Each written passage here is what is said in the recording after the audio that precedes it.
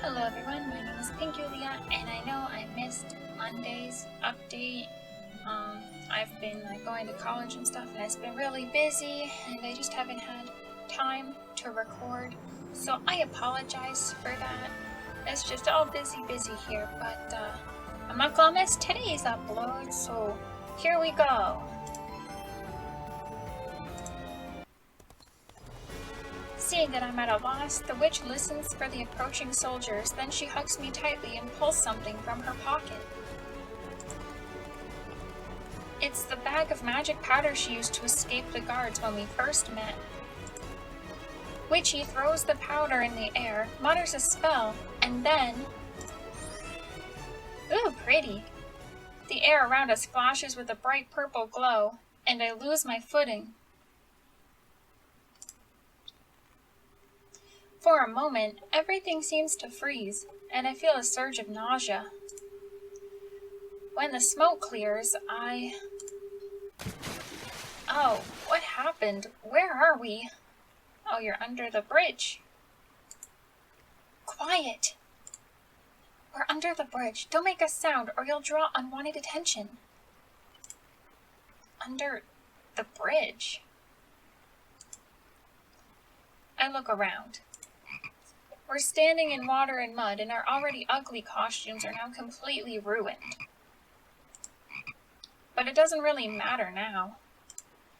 The soldiers arrive in the clearing and immediately head across the bridge. The sound of their horses' hooves literally race over our heads, echoing in my ears like a funeral chime. Oh, I can only imagine what would happen to us if they simply thought to look under the bridge. Where did they go? I think they're on the other side. You, search the clearing, the rest, with me to the other side. The soldiers begin scouring the area, looking through bushes and brush, and even beneath fallen leaves. Are they looking for people or mushrooms? Yeah, that's a good question. Why looking under leaves, but they won't look under a bridge? Anyway, it is what it is. Let them have at it. Hopefully, they won't think to look under the bridge. Seeing that our pursuers haven't even come close to our hideout, I feel a little bit relieved and take a breath. I look at Zara, who is now firmly snuggled up against me while attempting to see what's happening on the shore with unconcealed anxiety. She's so close now. I can smell her hair, hear her heartbeat. This closeness excites me. I'm a little embarrassed by it.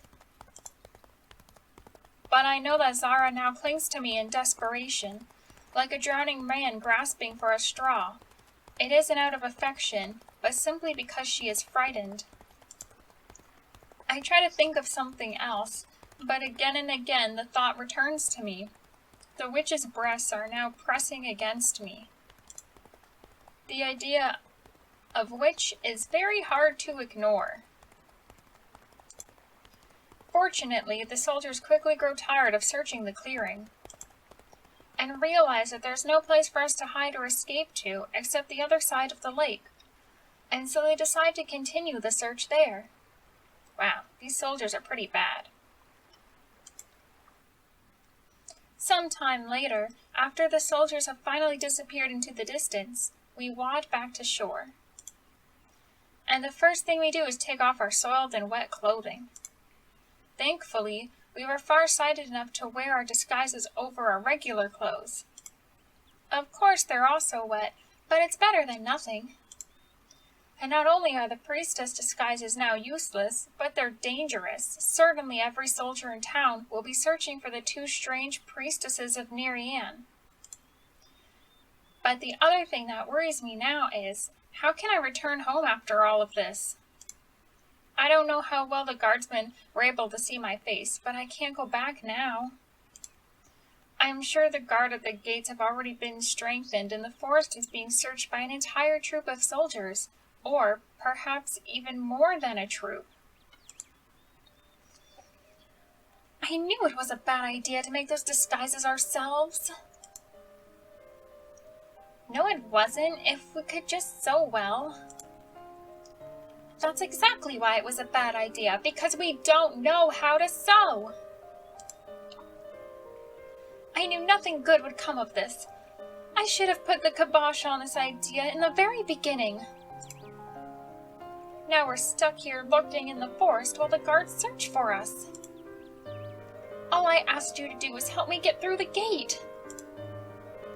I did everything I could. You saw yourself that Mustachio's character was up to. I shouldn't have ever asked you for your help. How, out of all the people in the world, did I choose the one person who'd screw up everything as badly as you have? Hey, stop making this my fault. I did the best I could, and besides, it was originally your idea to disguise ourselves as priestesses. The idea was to change into them, not to make the outfits ourselves. Now what do I do? Where do I go? This is all because of your arrogance and recklessness. But I did everything I could. Didn't you see me trying to help you? You haven't even said thank you for everything I've done. And by the way, I can't return home now either. I'm sure I'm already a wanted criminal just like you, and do you really think I want to go to jail? Didn't you say yourself that you didn't regret helping me? I did, but I didn't expect everything to end up this badly, or that you'd be making so many scenes. Scenes? My life is over. They're going to catch me, send me back, and I'll be severely punished for all of this. I need to escape, but the guards are everywhere now, waiting for me. They're looking for me too, and you still haven't even told me why they're looking for you. Don't I have the right to know why I'm in this situation? It's none of your business. I never promised to tell you. And now I'm leaving. I'll go, somewhere. Anywhere but here. No, you did make me a promise. You said you'd tell me where the Romala medallion is hidden. The Romala medallion? Ha! No such thing exists. It never existed. What? I needed your help, and you were ready to toss me to the guards, so I lied. It was easy to figure out what you wanted and to offer it to you in exchange for your help. Especially since you clearly had no intention to selflessly help a stranger. Hey, I'm not selfish. All you were interested in is the magic I offered you. You couldn't care less about anything else. You didn't even try to take my situation seriously and help me come up with a plan to escape. This has all been a game to you. That's not true. You got the wrong idea. True or not, that's all I've seen. So, the medallion really doesn't exist? I feel my heart ache. No. And how could someone like you even be entrusted with magic? You don't even know why you want it. You promised me. People like you shouldn't have access to magic. Who knows what harm you'd cause if you had such power? What are you even talking about? You don't know me. And I don't want to know you. I'm leaving. With these words, Zara turns and walks away. I can see despair on her face. She looks ready to cry. It's obvious she's terrified of what will happen to her if she's captured. But I'm in no mood to worry about her motives. I feel as if the ground has been pulled out from beneath me. Wait, you can't just leave? What about me? You said you're used to deciding your own fate. Now is the time to do so. And I will decide mine. Zara quickens her pace, but I don't have the strength to catch up with her. So, the medallion never existed. It was all just a lie to get me to help her, and like a naive fool, I fell for it. And I still don't know a thing about that witch and what she's done. Boop!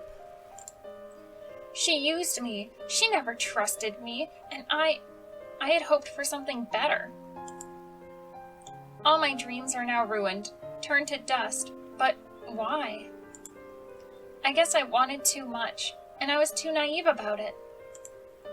I look over at Zara again, but she's already gone from sight, and now I'm completely alone in this forest. I can't go back home, and I can't stay here. The soldiers are looking for me, and I'm just a naive who was easily fooled. I want to rush over to Zara, make her explain everything to me, but then I realize I can't. This betrayal has broken my heart. I don't know. Perhaps the witch was right, and I really did do something wrong. Or maybe we were just unable to understand and trust each other. But what am I supposed to do now? Rosetta hid in the woods for 2 days until she decided to abandon her home and start over again. Not wanting to endanger her loved one, she decided to not return to her mother in the village, and so she settled in another one nearby. Did I get a bad ending somehow? Pretending to be a beggar girl, she eventually took on work as a farmer growing vegetables, and was forced to forever abandon her dream of becoming a mage. A week or so after parting with Zara, Rosetta discovered that the witch was captured attempting to flee the kingdom on a merchant ship. What happened to Zara after she did not know, but there had been no news of an execution, so it's likely the witch was kept alive. Shortly after the witch had been captured, the princess was married off to her cousin and then sent away to live on a distant island. King Griswold, her husband, took over the throne and proved himself a cruel and arrogant ruler. Zara and Rosetta never saw each other again, and the princess never returned to the palace. I got a bad ending, but I don't even know how I got a bad ending. There weren't that many choices for me to make. Lonely ending, ruined destinies. I'm so confused right now. What? Okay, so I guess I just have to make different choices. We can do just the skip function until choices are there, because we've already read everything, so there's no point in reading everything again. I like how fast this skips. Okay, so before we told her about the princess, so maybe now we should not tell her about the princess. Is it particularly important to mention the princess? I'm sure there's any number of reasons she could be in town right now. And it's very possible that her being here has nothing to do with Zara at all. This is probably a wrong choice. I'm just seeing what happens if we pick something different. Having made my decision, I toss all thought of the princess from my mind. Alright, now we can skip again. Oh. Well, we did all 3 last time. Maybe we should just tell her about ourselves first. We can ask her about the past, I guess. But she's not going to tell us much, and then we can just do nothing. Trust her and leave her alone, or persuade her for the truth. I don't actually remember what we picked last time. Let's do trust her and leave her alone. Perhaps she has no desire to talk about her situation with a stranger. At least for now. Well, I don't need to be pushy. She'll talk sooner or later, assuming she wants to. Though I'm really not comfortable with the fact that my guest is hiding things from me. Important things. I hope I don't have the wrong impression of her, and that I make it through the night. I heave a heavy sigh. Fine, do what you want. It's none of my business anyway. Seeing that I've given up, Zara suddenly places her hand on my shoulder. Believe me, you're more than safe. It's just... I can't tell you everything. This is very, very personal. Ooh, new dialogue. I can hear sincerity in Zara's voice. Not that I easily believe what strangers say, but there's something about this girl that makes me trust her. Alright, and now we're back.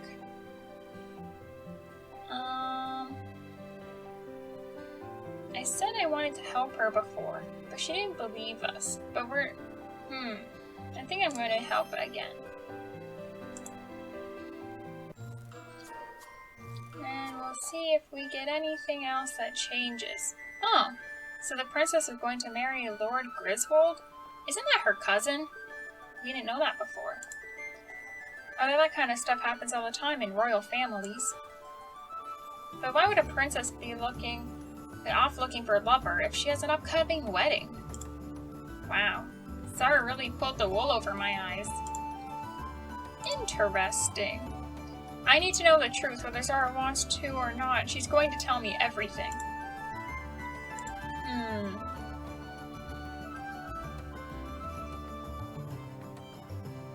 Probably shouldn't get distracted still. I think that's still the right choice here. Other than watch the performance, but I'm pretty sure don't get distracted is still the correct thing to do. So we'll do this. Then, fully dressed, the witch flops down to the bed and stares off into space. Okay, that was the only new dialogue there. Everything else is the same. It even seems as if the princess is using magic in search for Zara. I'm not sure it's possible, but every time the Princess Elise is near, I watch her with an anxious heart, afraid she'll discover where her escaped lover is hidden. Alright. That's not new stuff.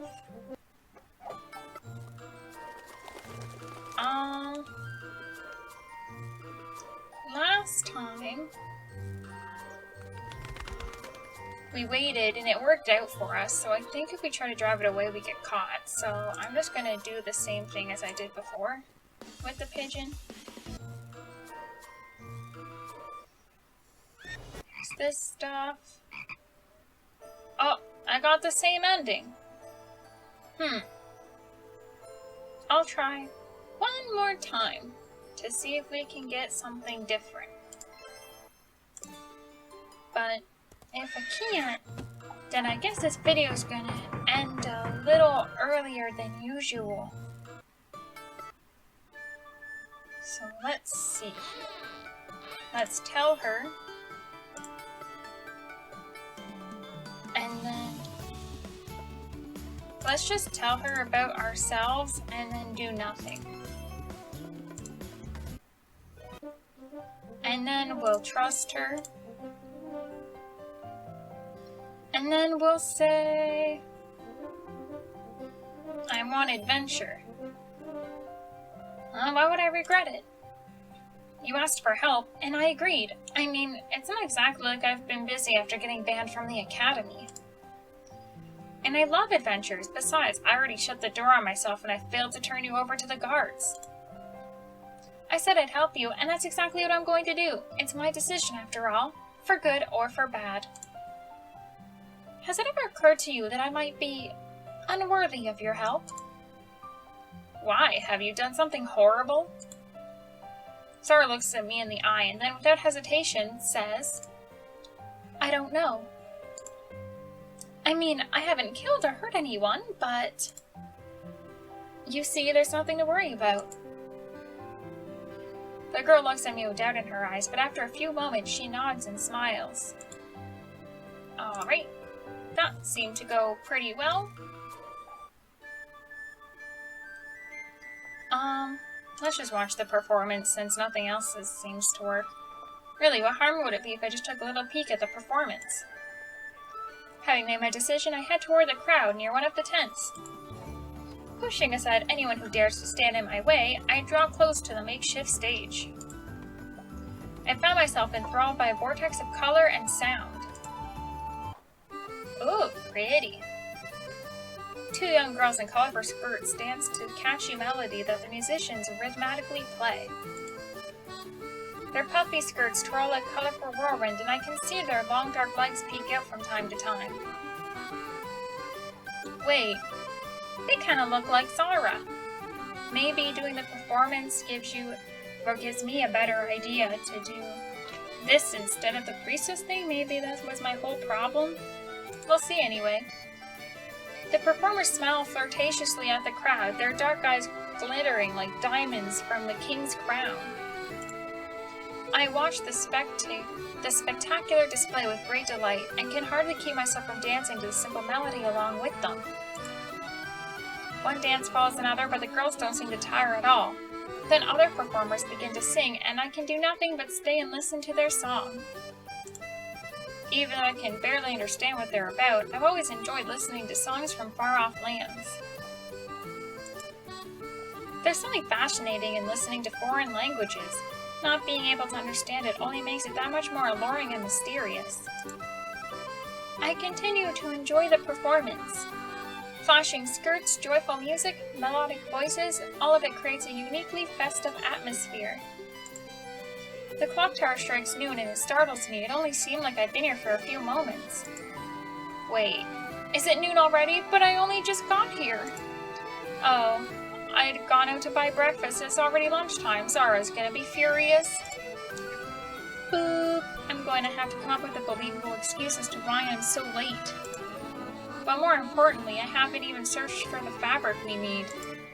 I'm about to rush to the boutiques, but searching for the right materials will cost me even more time. If I don't get home until evening, it'll be more difficult coming up with a good excuse for why I'd been gone for so long. Besides, I can't let the witch go that long without eating. What should I do? These performers, they're entirely to blame. I cast glare in the dancer's direction. It's all their fault I'm in this situation. I hope they realize how guilty they are. Yeah, it totally has nothing to do with the fact that you wanted to watch them. But they totally ignore me. Moreover, the girls have taken a break and are headed into their tents. I resentfully follow them with my eyes. Now I have to go home empty-handed.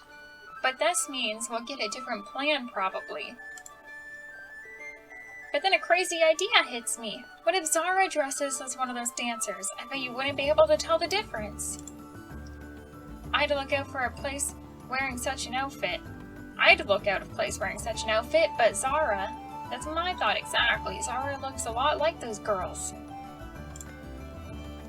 I approach the little boy who collects money for the performers in an old wide-brimmed hat and toss him a coin.